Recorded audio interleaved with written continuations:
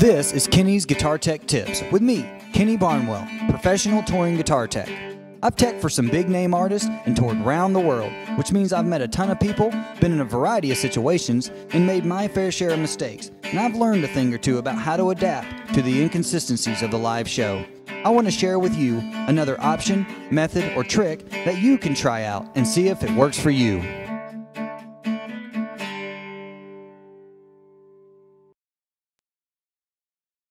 Today's tip, I want to talk about how I solder a 1/4-inch guitar cable. Start with a cable, then you have some sort of vise. I use a pan vise junior. You have wire strippers, as well as a good soldering iron,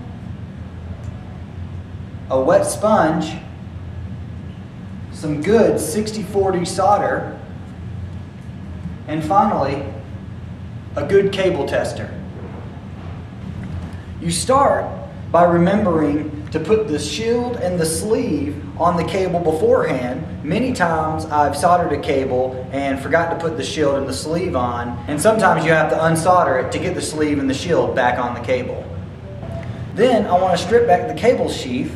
So to do that, to get the proper length, is I put my connector in my vise, then I hold my cable on top of where I want to solder it into, just to find length. I hold the back of my thumbs against the strain relief, and that should give me a good indicator of where about I can go ahead and strip back the sheath. So I strip back the sheath of the cable, being extra careful not to cut any of the ground wires that are surrounding the interior of the cable. Then I twist and braid the ground wire inside the cable. Next, I strip back the inner wire to the proper distance. Again, if you need to double check your length, you can hold it in there, hold it on your connector, and strip back the cable accordingly. On these Mogami cables, you'll find that there is a black covering around the inner clear installation of the hot wire. Oftentimes that can cause grounding and noise issues if you don't strip just the installation back. So I'm going to go ahead and take just the black part off the clear installation on the interior of the cable. Now I have my proper lengths. I can go ahead and double check that they're good. Next, I like to tin and pre-solder the ground and the hot. So I'll put it in my vise just to help me hold. Next, I like to go ahead and pre-solder the ends. You can run the solder very minimally over the ground and the hot. This just helps it for the future adhere to the connector when you're ready to solder. Then I like to go ahead and put the connector back in the pan vise. I like to go ahead and pre-solder the ground area of the connector itself as well.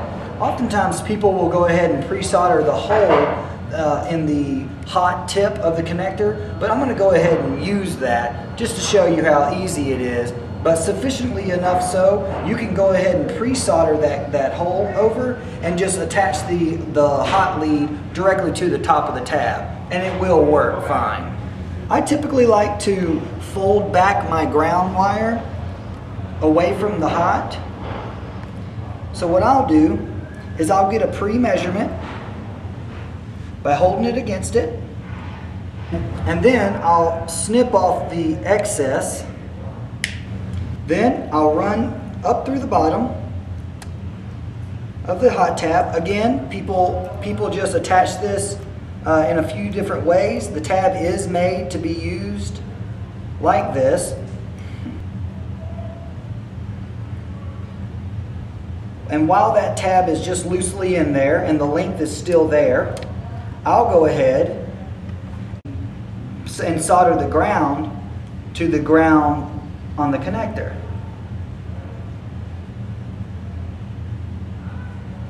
Solder dries really quickly, and you don't really want to blow it. Some guys do blow the solder and it potentially can cause a cold solder joint. Oftentimes, a good judgment is if the solder point is kind of shiny, then you know that you typically have a good solder point. Next, as my hot lead's already in the tab, I'll go ahead and then solder that in.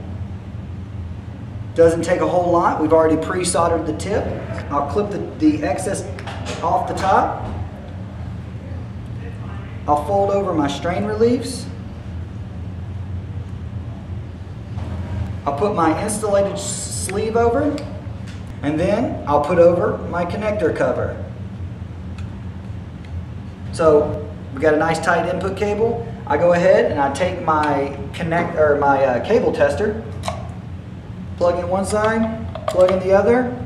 I know I got green and the yellows are good, green is good, and green is good. At that point, we're good to go. This cable is ready for show. I'm Kenny, and that's the tech tip for the day.